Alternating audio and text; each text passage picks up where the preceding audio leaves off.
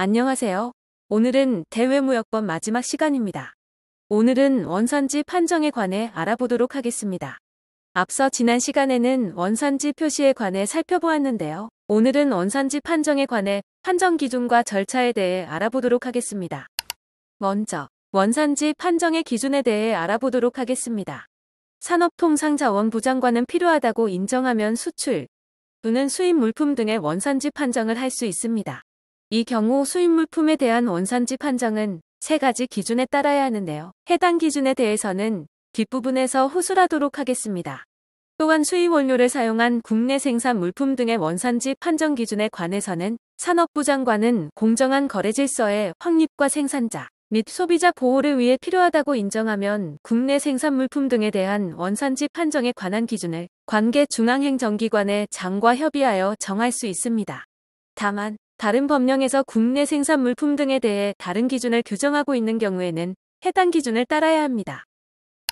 원산지 판정의 기준은 다음 세 가지입니다.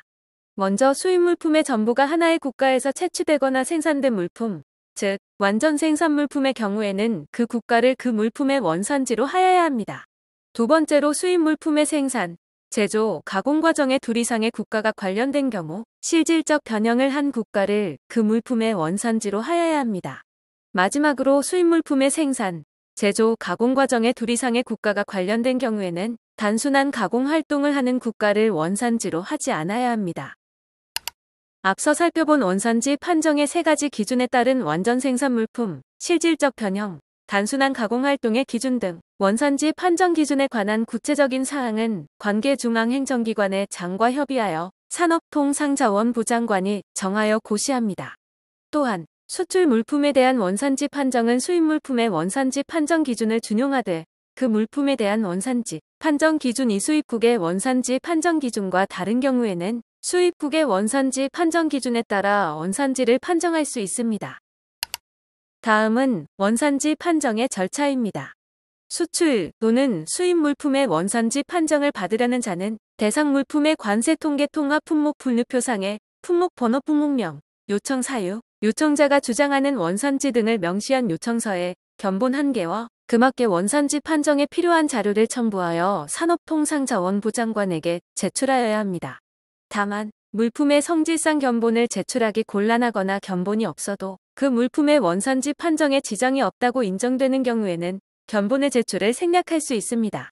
산업통상자원부 장관은 제1항에 따라 제출된 요청서 등이 미비하여 수출 또는 수입 물품의 원산지를 판정하기 곤란한 경우에는 기간을 정하여 자료의 보정을 요구할 수 있으며 그 기간 내에 보정하지 아니하면 요청서 등을 되돌려 보낼 수 있습니다. 산업통상자원부 장관은 제1항에 따라 원산지 판정의 요청을 받은 경우에는 60일 이내에 원산지 판정을 하여 그 결과를 요청한 사람에게 문서로 알려야 합니다. 다만 그 판정과 관련된 자료 수집 등을 위하여 필요한 기간은 이에 산입하지 않습니다. 원산지 판정의 결과가 요청인의 주장과 다른 경우에는 판정의 근거 등을 적어야 하며 원산지 판정의 요청 방법과 그 밖의 판정에 필요한 사항은 산업통상자원부 장관이 정하여 고시합니다. 원산지 판정에 대한 이의제기에 대해 알아보도록 하겠습니다. 대외무역법 제34조 제5항에는 원산지 판정에 대한 통보를 받은 자가 원산지 판정에 불복하는 경우에는 통보를 받은 날부터 30일 이내에 산업부 장관에게 이의를 제기할 수 있도록 규정하고 있습니다. 원산지 판정에 이의를 제기하려는 자는 이의 신청서에 판정에 필요한 자료를 첨부하여 산업부 장관에게 제출하여야 하며 산업부 장관은 제출된 신청서 등이 미비한 경우 자료 보정을 요구할 수 있습니다. 만일 자료 보정을 요구받은 자가 기한 내에 자료를 보정하지 않을 경우 신청서를 되돌려 보낼 수 있습니다. 마지막으로 산업부 장관은 이의 제기를 받은 경우 이의 제기를 받은 날부터 150일 이내에 이의 제기에 대한 결정을 알려야 합니다. 다음으로 수입 물품의 원산지 증명서 제출 규정에 대해 살펴보도록 하겠습니다.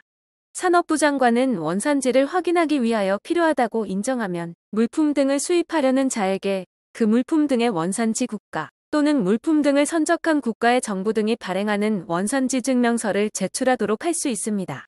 이때 원산지 증명서 제출에 인정되는 발급기관은 먼저 해당 물품의 원산지 국가, 그 물품을 선적한 국가의 장부, 그리고 원산지 국가 또는 정부가 인정하는 기관으로 제한됩니다.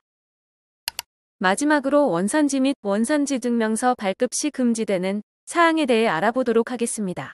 누구든지 원산지 증명서를 위조 또는 변조하거나 거짓된 내용으로 원산지 증명서를 발급받거나 물품 등의 원산지 증명서를 거짓으로 표시하는 등의 방법으로 외국에서 생산된 물품 등의 원산지가 우리나라인 것처럼 가장하여 그 물품 등을 수출하거나 외국에서 판매하여서는 안 됩니다.